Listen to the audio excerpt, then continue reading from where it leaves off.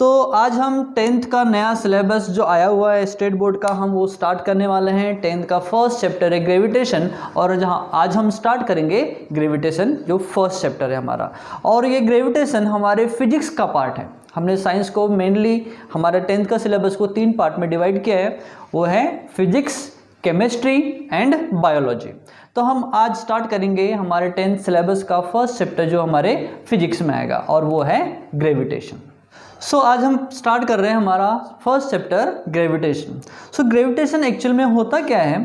तो ग्रेविटेशन किसी भी दो ऑब्जेक्ट के बीच में जो फोर्स ऑफ अट्रैक्शन वर्क करता है, हम उसी को बोलते हैं ग्रेविटेशन। क्या है gravitation? It is the force acting between two different object, है ना, is nothing but a gravitation. और हम इसी फोर्स के बारे में इस चैप्टर में पढ़ेंगे।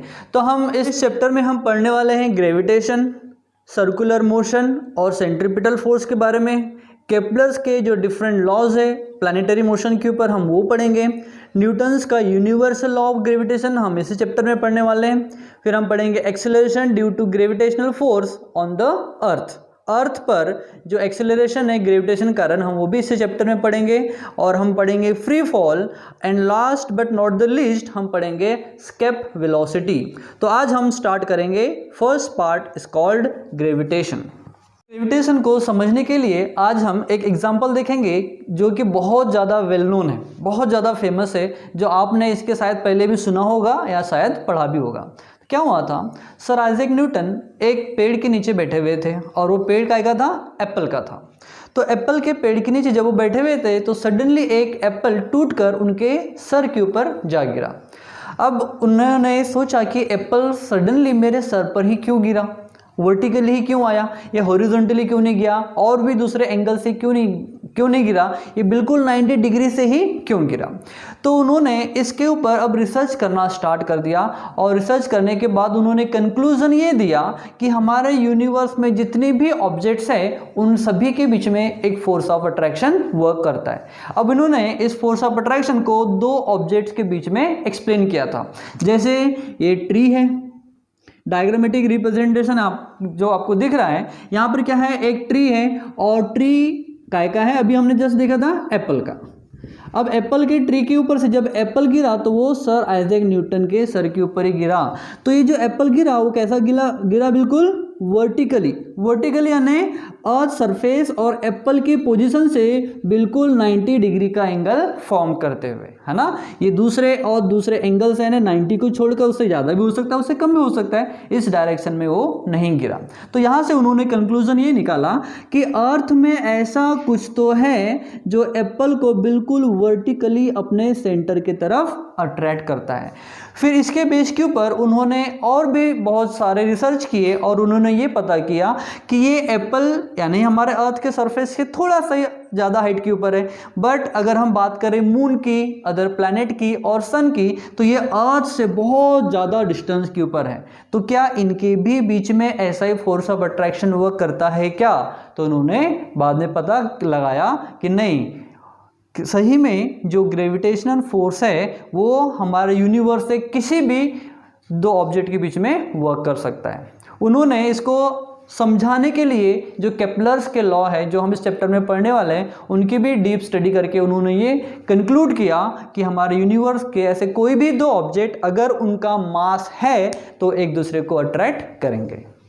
तो चलो आगे बढ़ते हैं और देखते हैं यूनिवर्सल लॉ ऑफ ग्रेविटेशन और उसका मैथमेटिकल एक्सप्रेशन जो न्यूटन ने बताया था। ठीक है, तो हमने ले लिया एक ऑब्जेक्ट और इसको नाम दे दिया हमने ए, और ले लिया हमने दूसरा ऑब्जेक्ट और इसको नाम दे दिया हमने बी। अब ए है तो उसका मास भी होगा, अगर मास है तो इसको हमने दे दिया, इसका मास है m1 और इसको हमने रिप्रेजेंट कर दिया m2 से। सो m1 और m2 क्या है? Mass of object A and object B respectively. अब इनके बीच के डिस्टेंस यानी किसके? ऑब्जेक्ट ए और बी के सेंटर से दूसरे सेंटर तक का जो डिस्टेंस है हमने इसको रिप्रेजेंट कर दिया डी से। So what is D? D is the distance between the centre of two object. ठीक है, अब इसके अकॉर्डिंगली हम यूनिवर्सल ग्रेविटेशनल लॉ जो न्यूटन ने बताया था वो हम अंडरस्टैंड समझेंगे। तो क्या बताया था न्यूटन ने ये बताया था कि जो फोर्स होता है इन दोनों के बीच में, कौन सा फोर्स, फोर्स ऑफ अट्रैक्शन, जिसको उसने ग्रेविटेशन नाम दिया था, है ना। तो फोर्स इज डायरेक्टली प्रोपोर्शनल होता है ऑब्जेक्ट ए और ऑब्जेक्ट बी के मास के प्रोडक्ट के। So F is directly proportional to m1, product का मतलब होता है मल्टीप्लिकेशन, तो m1 इंटू m2, तो ये हो जाएगा हमारा इक्वेशन नंबर 1। और बताया था कि जो ग्रेविटेशनल फोर्स है वो इनवर्सली प्रोपोर्शनल होता है square of the distance between two object. सो क्या हो जाएगा, force is inversely proportional. Inversely का मतलब होता है जब एक वैल्यू बढ़ेगी तो दूसरी वैल्यू कम होगी, और डायरेक्ट का मतलब होता है जब एक बढ़ेगी तो दूसरी भी बढ़ेगी, या फिर ये अगर कम होगी तो ये भी कम होगी, है ना। तो ये हो गया डायरेक्ट, जो इफेक्ट इधर होगा सेम इफेक्ट इधर हो रहा है तो हो जाएगा डायरेक्ट रिलेशन या डायरेक्ट प्रोपोर्शन। लेकिन अगर इफेक्ट अलग हो रहा है ना, हमने इसको बढ़ाया तो इधर की वैल्यू कम हो जाएगी, या इधर कम किए तो इधर की वैल्यू बढ़ेगी, हम इसको बोलते हैं इनवर्स प्रोपोर्शन, ठीक है। सो फोर्स क्या होता है, inversely proportional to the square of distance between two object, और इसको हमने नाम दे रिप्रेजेंट कर दिया इक्वेशन नंबर 2 से। अब हम क्या करेंगे, देखो दोनों के एक साइड में फोर्स सेम ही है, तो हम इन दोनों को रिलेट कर देंगे और एक नया फॉर्मूला आ जाएगा। तो हम दोनों को हम ऐसा भी ले सकते हैं, और दोनों हम कंबाइन कर रहे हैं तो क्या हो जाएगा, the resulting formula will be force is directly proportional to the product of their masses and inversely proportional to the square of distance between two object. Okay, so ये हो गया हमारा फॉर्मूला। अब क्या होता है, जब भी हम प्रोपोर्शन के साइन को इक्वल में कन्वर्ट करते हैं तो कांस्टेंट लगता है, तो हम क्या करेंगे, इसको इक्वल में कन्वर्ट करेंगे। तो क्या हो जाएगा, फोर्स इक्वल्स टू, देखो हमने क्या बोला अभी कि जब भी हम प्रोपोर्शन के साइन को इक्वल में कन्वर्ट करेंगे तो कांस्टेंट लगता है, तो हम लगा देंगे यहां पर कांस्टेंट। सो क्या हो जाएगा, constant into m1 into m2 divide by D square. अब यहाँ पर जो कांस्टेंट है वो कांस्टेंट को हम रिप्रेजेंट करते हैं g से। सो g क्या हो जाएगा, इट इज ग्रेविटेशनल कांस्टेंट। अब देखो इसके दो नाम हैं, इसको हम ग्रेविटेशनल कांस्टेंट भी बोलते हैं, ग्रेविटेशनल कांस्टेंट, लेकिन ये जो कांस्टेंट है ये पूरे यूनिवर्स में सेम होता है, तो इसको और दूसरा नाम है यूनिवर्सल कांस्टेंट, यूनिवर्सल कांस्टेंट। लेकिन IUPAC ने क्या किया, इन दोनों को कंबाइन कर दिया और उसने एक नया नाम दे दिया इसको, universal gravitational constant. It is universal gravitational constant भी हम कह सकते हैं। सो दोनों का मिलाकर एक नया नाम आ गया जो कि IUPAC से रिकमेंडेड है, और ये है यूनिवर्सल ग्रेविटेशनल कांस्टेंट, और इसकी वैल्यू फिक्स है। कांस्टेंट बोल रहा है कि इसकी वैल्यू क्या होगी, फिक्स होगी, और इसकी वैल्यू होती है it is g equals to 6.673 into 10 to the power -11।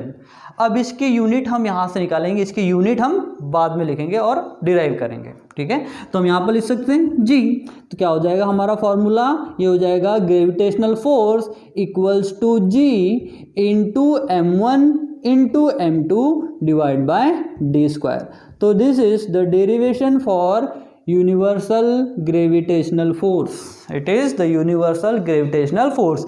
अगर यहाँ पर मास ऑफ ऑब्जेक्ट या फिर उनके बीच के डिस्टेंस की वैल्यू चेंज होती जाएगी, वैसे वैसे हमारे फोर्स की वैल्यू भी चेंज होगी।